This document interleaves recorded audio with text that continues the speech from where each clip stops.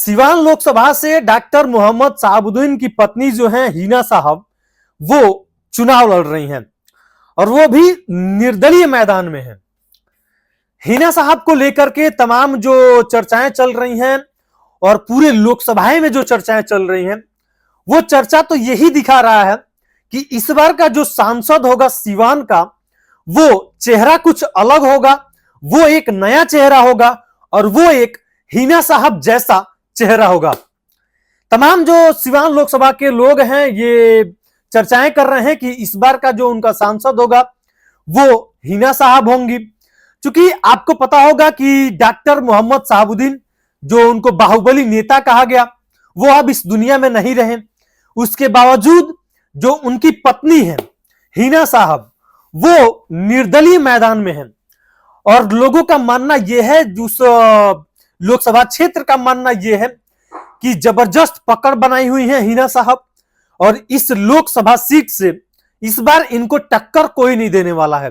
चाहे मैं जीवन यादव की बात कर लूं जो निर्दलीय प्रत्याशी हैं, चाहे मैं बात कर लूं आपके जो अवध बिहारी चौधरी हैं, या फिर जो एनडीए ने अपना प्रत्याशी घोषित किया है यानी कि विजय लक्ष्मी कुशवाहा को, जो काफी विवादों में है क्योंकि इनको लोग कह रहे हैं कि कुछ भी ज्ञान नहीं है, बोलने का ढंग नहीं है, या जो निर्दलीय प्रत्याशी हैं हिना साहब। तो क्या आपको लगता है कि हिना साहब जो है इस बार की सांसद होंगी? ऐसा जो लोग लोकसभा का जो क्षेत्र है सिवान, लोग तो ये मान रहे हैं कि सिवान लोकसभा से इस बार की जो सांसद होंगी वो हिना साहब ही होंगी। तो हमारे जो दर्शक हैं जो हमारे इस वीडियो को देख रहे हैं, आपको क्या लगता है कि हिना साहब जो है मोहम्मद शहाबुद्दीन की पत्नी, इनकी कितनी पकड़ है समाज में, लोगों में? चूंकि ये आती हैं दूसरे वर्ग से और इनको लगातार देखा जा रहा है कि चुनरी ओढ़ के तमाम जो हिंदू समुदाय हैं उनके बीच पहुंच रही हैं।